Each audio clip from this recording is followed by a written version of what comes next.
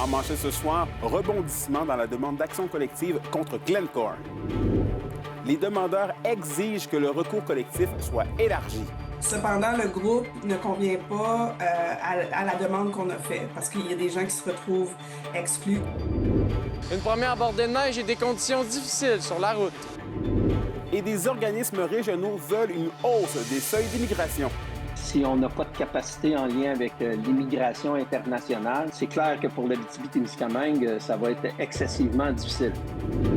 Ici Anthony Dallaire et le TVA 18h débute maintenant.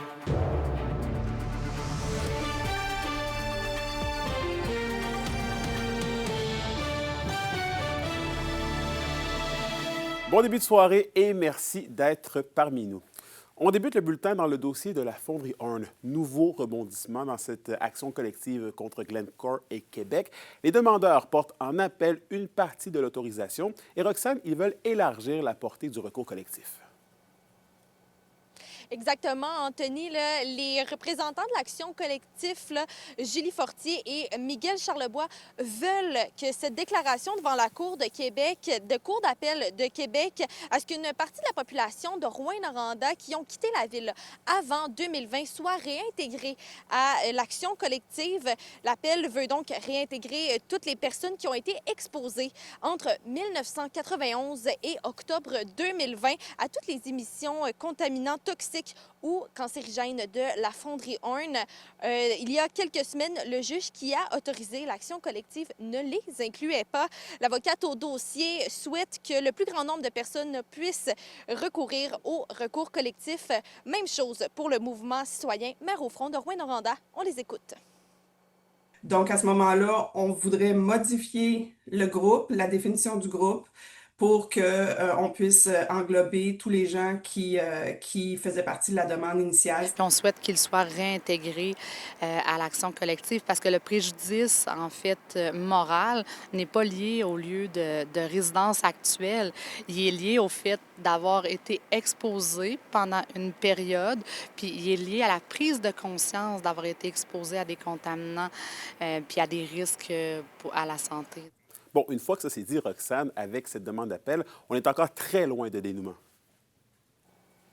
Effectivement, là, Anthony, là, il y aura un délai additionnel également là, au dossier avec l'appel du jugement d'autorisation. Nous a confirmé l'avocate au dossier, là, Marie-Ève Maillé. L'appel devrait être entendu à la mi-2026 et quand on parle du procès, là, on peut attendre jusqu'à 2028, même 2029.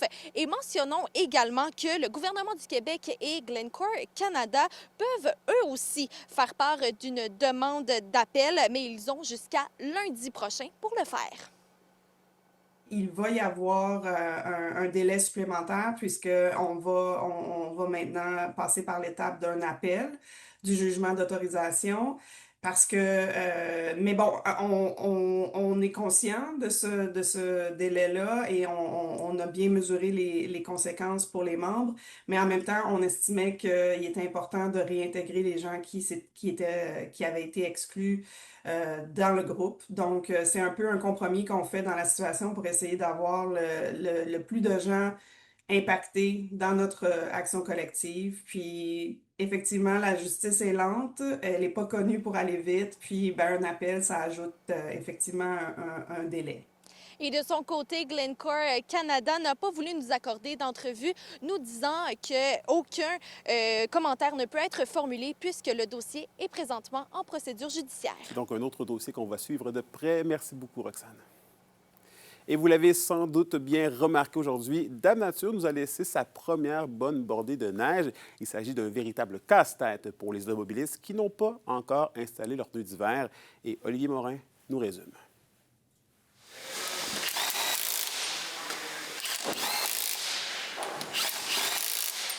Est-ce que vous aviez mis vos pneus d'hiver? Mes pneus d'hiver? Non, je les mets demain. Non, je voulais faire ça aujourd'hui. Ah ben, Ouais. vous avez une motivation de plus pour le faire. Exactement, ouais, je m'en vais faire ça là. Oui. Ben, j'ai les 4 saisons, dans le fond, homologuées pour l'hiver. Fait que... OK, fait que vous, dans le fond, vous les changez pas, vous les gardez tout le Ouais. temps. Certains les ont installés alors que d'autres non. Avec plus d'une dizaine de centimètres de neige tombée entre jeudi et vendredi, les retardataires risquent de courir le garage pour obtenir un rendez-vous. Une situation qui entraîne une petite augmentation de l'achalandage chez certains. C'était déjà la folie. On en reçoit un petit peu plus, mais le monde, ils savent que c'est déjà dans 3 semaines, 1 mois, les changements de pneus. Et il faudra prendre son mal en patience puisqu'actuellement, les disponibilités sont à la fin du mois de novembre, voire même mi-décembre. À Rouyn-Noranda, le propriétaire du garage Roux a un conseil concernant la prise d'un rendez-vous. Ceux qui ne voyagent pas beaucoup, je les conseille d'échanger d'avance. Comme ça, ils ne sont pas mal pris. Ils n'ont pas de surprise à ce temps-là de l'année. Parce qu'eux autres, ils usent plus le pneu d'hiver s'ils voyagent loin. Eux autres, je les conseille de prendre des rendez-vous 6 mois à l'avance. Du côté du ministère des Transports, on fait état de certains incidents en lien avec les conditions. On a quand même connu des sorties de route dans certains secteurs comme Amos, Rouyn-Noranda, Macamic. On a eu un lampadaire fauché au carrefour giratoire 117 rue de l'Hydro. Mais somme toute, il n'y a pas eu de blessés. C'était mineur comme accident. Là. Les équipes sont à l'œuvre depuis tôt vendredi matin dans le but de déneiger les chaussées. Il est important de suivre certaines règles de sécurité. Il faut penser que ces camions-là de déneigement ont des angles morts différents des véhicules de promenade. Donc, c'est sûr qu'il faut rester visible pour ces camions-là. Il faut dépasser de façon sécuritaire. La date limite pour la pose des pneus d'hiver est le 1er décembre, sans quoi des contraventions peuvent s'appliquer si jamais un automobiliste est fautif. Olivier Morin, RNC Nouvelles, Rouyn-Noranda. Vos réponses à la question du jour TVA. Une présentation de la Clinique infirmière Nord-Ouest présente partout dans la région. Nous vous offrons des consultations rapides avec des infirmières et infirmières praticiennes spécialisées. En nouveauté, le service de téléconsultation. Et à la question du jour, on vous demandait « Ressentez-vous de la fébrilité à l'approche de la saison froide afin de profiter des activités hivernales? » Et vous avez répondu non à 80 %. Le nouveau plan d'immigration du gouvernement Legault fait réagir en Abitibi-Témiscamingue. Un total de seulement 45 000 personnes pourront s'installer dans la province dans la prochaine année.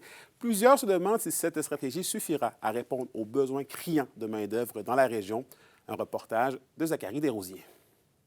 Le ministre Jean-François Roberge prévoit accueillir 45 000 immigrants permanents par année d'ici 2029, une cible que plusieurs acteurs régionaux jugent insuffisante. Une coalition régionale qui regroupe plusieurs acteurs du milieu des affaires et de l'éducation dénonce que ces intentions ne prennent pas compte de la réalité du territoire. Très déçu. Je peux comprendre que pour le gouvernement ou pour le ministre de vouloir faire une diminution et l'annonce des diminutions des seuils ou des quotas ou des maximums semblait d'emblée déjà déterminé d'avance. Abitibi-Témiscamingue vit quelque chose que je dirais que peu de régions ailleurs peuvent vivre. Sans les travailleurs étrangers, plusieurs services seraient en difficulté, selon le représentant régional des chambres de commerce, Sébastien Richard. Sans la main-d'œuvre étrangère actuellement, on va vivre une baisse démographique. Elle est importante à ce point-là. On parle, et c'est critique pour nous d'avoir accès à cette main-d'œuvre-là pour être en mesure de maintenir nos services.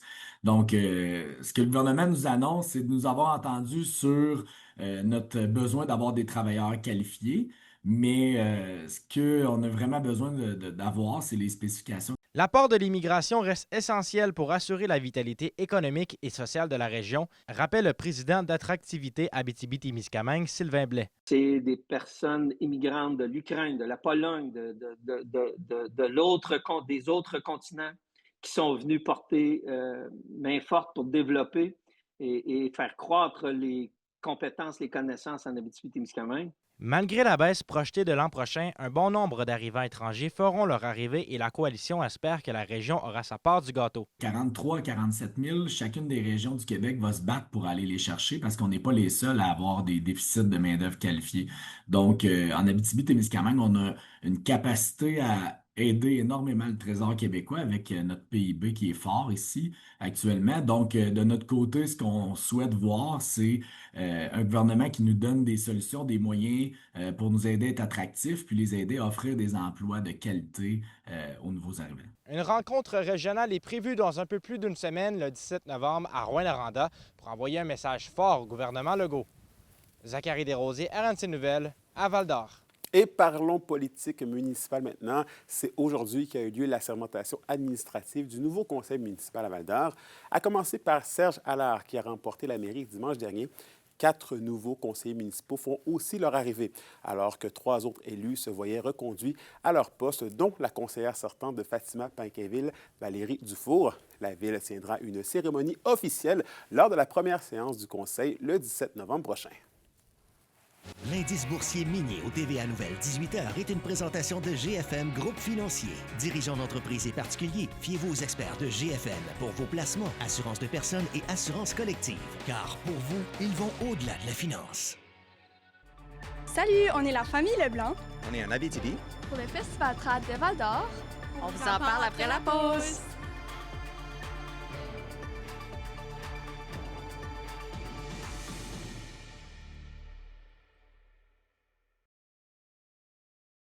La bonne nouvelle économique TVA, une présentation des SADC de l'Abitibi-Témiscamingue et du nord du Québec.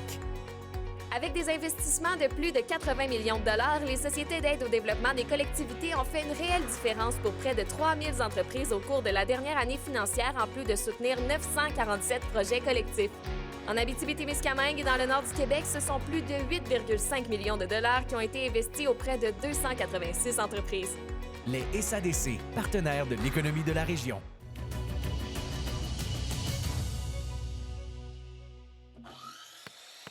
Tu veux faire ça?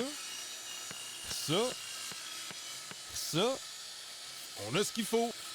Location MSN de Val-d'Or. Fier de célébrer avec vous notre 20e anniversaire et de présenter la chronique culturelle. Et au Culturel Justine, le Festival Trad poursuit les festivités de sa 8e édition tout au long du week-end et l'organisation invite les gens à passer au salon pour se mettre dans l'ambiance. Oh que oui, Anthony, c'est une fin de semaine complètement trad qui nous attend à Val-d'Or. Alors, on n'hésite pas, on sort les violons, les cuillères de bois et on vient danser, on vient en profiter tout au long du week-end. Ce soir, plusieurs spectacles comme Léhi et la famille Leblanc vous feront danser. Sinon, découvrez la veillée de danse calée, la virée valdorienne en autobus et d'autres incontournables pendant le festival. Plusieurs ateliers vous attendent demain également, comme de la gigue assise, du washboard, de l'harmonica et plusieurs autres instruments pour vous initier à l'univers du trad. J'ai rencontré aujourd'hui la famille Leblanc et quelle belle découverte. Je vous laisse en apprendre plus sur cette belle famille musicale de l'Acadie.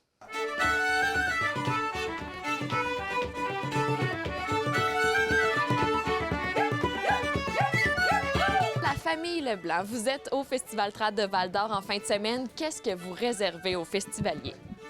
Bien, on va commencer avec un spectacle ce soir, un spectacle d'1h30, si je ne me trompe pas, en bonne compagnie avec la famille Léhi qu'on n'a jamais rencontrée, ça fait qu'on a bien hâte de les voir. Il va y avoir des ateliers de violon demain, ateliers débutants, et aussi de danse. Les filles vont faire de la danse assise, ça fait que on souhaite de voir bien du monde parce que c'est quand même pas si compliqué parce qu'on est assis, on est sur une chaise. Ouais, ben c'est ça. Nous, c'est vraiment les gens qui sont venus chez nous quand on était jeunes nous apprendre des pas. Fait que c'est comme ça qu'on a commencé à faire cette tradition-là. Oui. Et c'est comment pour vous de jouer de la musique en famille, de parcourir le Québec et même plus? Tout ça, là, c'est une histoire de famille pour les Leblanc. Oui, ça a commencé en 2016. Puis là, ça va faire 10 ans l'année prochaine qu'on fait de la musique ensemble. Puis vraiment, c'est la première fois qu'on fait autant d'endroits au Québec. Cette année, là, vraiment, je sais pas, on a fait quoi? On a fait une bonne trentaine, quasiment une trentaine de spectacles là, juste au Québec. Ouais. Et pour vous, les filles, est-ce que c'était instinctif de suivre un petit peu, de marcher dans les pas de vos parents, d'aller dans la musique traditionnelle? Ben exactement, c'est ça. Fait qu'on est un peu nés là-dedans. T'sais, nous, on était dans les berceaux quand on était jeunes, puis papa jouait du violon, il y avait des invités, la maison était remplie de musiciens. Fait qu'à grandir avec ça, c'est juste notre culture familiale. C'est comme, on baigne dans ça, en fait. Qu'est-ce que la musique trad représente pour vous, pour la famille Leblanc, qui venait de l'Acadie? Ça part d'où, cette tradition-là? Bien, ça part du voyage. Je pense que c'est en voyageant, ma conjointe et moi, on a beaucoup voyagé quand on était jeunes. Et pour nous, de découvrir les cultures du monde, on a réalisé qu'on avait aussi une culture, puis que ça nous rendait uniques. Mais ça s'installe dans quelque chose qui est plus grand que nous, on dirait. Ça fait que quand on partage notre culture, on a l'impression que les autres ont envie de la partager avec nous aussi. Je trouve que c'est un beau comme dialogue, si vous voulez. Là. Ça va des deux sens. Et quel moment avez-vous le plus hâte pendant le festival? Vous faites toutes sortes d'activités, plein de spectacles aussi. Qu'est-ce qui vous excite le plus? entendu parler chez moi, là, comme en tant que violonneuse, comme de la famille Léry, puis j'ai hâte de voir ça un peu. Là. C'est comme un peu spécial qu'on ait la chance de jouer avec eux. Là. Moi, j'ai entendu dire qu'il y avait plein de petits moments, un peu comme ici tout de suite. On est juste dans l'entrée d'un hôtel, puis on rencontre des gens. Je pense qu'il y a des gens avec qui on va parler tout de suite après.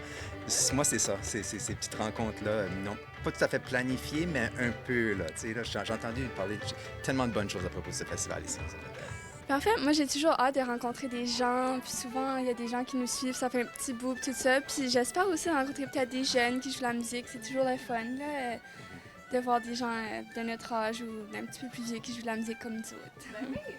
Qu'est-ce qui est particulier ici, c'est qu'on va aller dans les commerces. Ouais. Donc ça, j'ai vraiment hâte. Tout à l'heure, je pense qu'on a un traiteur chez Vic. Donc ça, c'est une formule qui est nouvelle pour nous.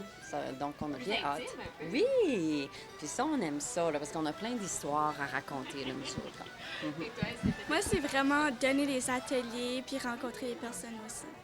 Eh bien, merci beaucoup à vous, la famille Leblanc. On invite les gens à vous suivre tout au long du week-end, toutes sortes d'activités à Val-d'Or. Merci et bonne fin de semaine du Festival Trad. Merci à vous. Et là, après avoir entendu ça, j'espère que ça vous a convaincu de venir faire un petit tour, découvrir la famille Leblanc et les autres artistes du Festival de musique trad à Val-d'Or en fin de semaine. Et là, sur un autre style de musique, demain, le Chœur Magnificat présente son concert annuel sous la direction de Sylvie Germain. Cette année, le concert se déroule sous le rythme du tango. Le spectacle a lieu à l'église Saint-Bernard de Sullivan à 19h30 demain et les billets sont 20 $. C'est 20 choristes et 15 musiciens qui présenteront l'œuvre de Martin Palmieri qui s'appelle Misa Tango. Voici pourquoi ils ont choisi cette pièce et surtout le défi qu'elle représente. À l'écoute, on a trouvé ça très, très beau, c'est rythmé, c'est difficile, c'est un défi pour le cœur vraiment parce que c'est beaucoup de rythmes pas habituels, beaucoup de changements de tempo, difficile pour le chef aussi parce que tout maintenir ça ensemble, c'est difficile. Donc, c'est ce qui nous a attiré, la beauté de l'œuvre aussi. C'est une très belle œuvre, ça s'écoute très facilement. C'est sûr qu'on va marier ça avec des pièces pour accordéon. On a un accordéoniste de Vancouver qui vient, Rosebury, qui a un doctorat en accordéon. Venir s'amuser, venir entendre de la musique différente. Puis c'est de la musique de concert. Donc c'est de la musique qui est faite pour s'asseoir, écouter, fermer ses yeux, se laisser envahir par la beauté de la musique. Les équipes de hockey junior majeur de la région sont de retour à l'action ce week-end sur les patinoires adverses. Soyez avec nous au retour pour tous les détails de leur affrontement.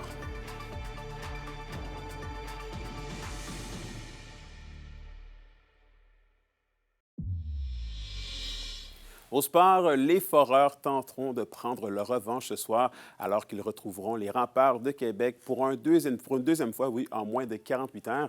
La troupe de Maxime Desruisseaux souhaite rebondir après un revers de 5-4 subi plus tôt cette semaine. L'équipe poursuivra ensuite sa route vers le Bas-Saint-Laurent où elle croisera le fer avec l'Océanique de Rimouski samedi après-midi. De leur côté, les Huskies amorcent un autre week-end sur la patinoire adverse. Ils seront d'abord à Victoriaville ce soir pour affronter les Tigres avant de conclure leur voyage à Shawinigan dimanche face aux Cataractes. Pour une nouvelle importante à nous communiquer, contactez-nous, nouvelles au pluriel @rncmedia.ca, par téléphone au 1-866-463-4636 et notre site web tvaabitibi.ca.